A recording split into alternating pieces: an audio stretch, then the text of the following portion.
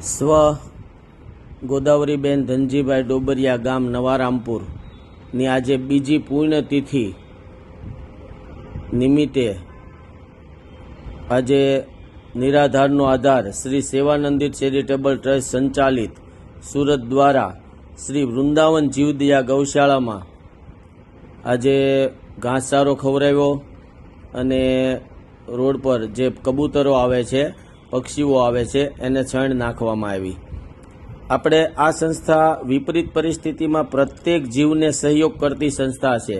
કોઈ કોઈ પણ જેને ઘરે પ્રોબ્લેમ હોય, ટક છંડાઈ જતો હોય કે જેને પરિસ્થિતિ ખરાબ હોય કે પ્રત્યેક જીવની સહયોગ કરી રહી છે આ સંસ્થા.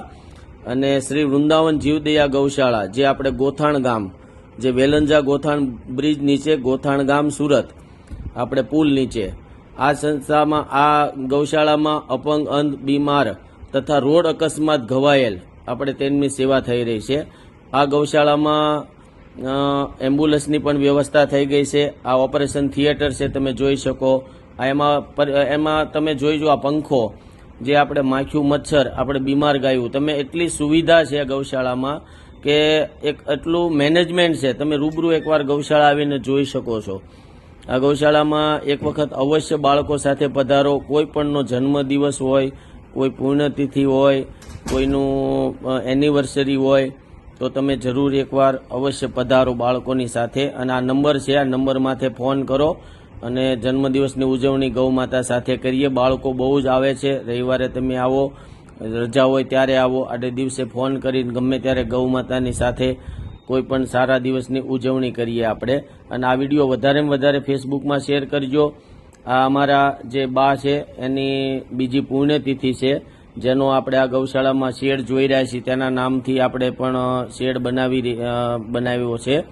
તો હું તો લોકોને એક જ વિનંતી કરું છું કે એકવાર અવશ્ય ગૌશાળાની મુલાકાત કરો અને બાળકોને લેતા આવો, પરિવારને લેતા આવો.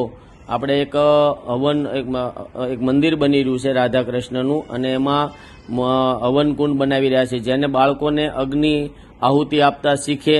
આજે આપણી સંસ્કૃતિ જળવાઈ રહે એ માટે આપણે એ પણ વ્યવસ્થા કરી રહ્યા છીએ.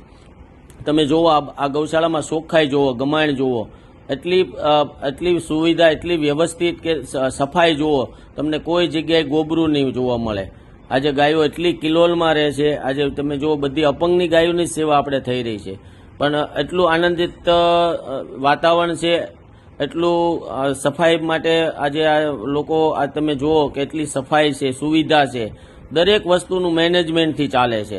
એકવાર અવશ્ય ગૌશાળાની મુલાકાત કરો. આ ગૌશાળામાં નિસ્વાર્થ ભાવની સેવા થઈ રહી છે. એટલે તમે આ મેસેજ, વિડીયો વધારેમાં વધારે લોકો સુધી પહોંચે, લોકોને મેસેજ આપજો અને એકવાર અવશ્ય ગૌશાળાની મુલાકાત કરો. જય ગૌ માતા. રાધે રાધે.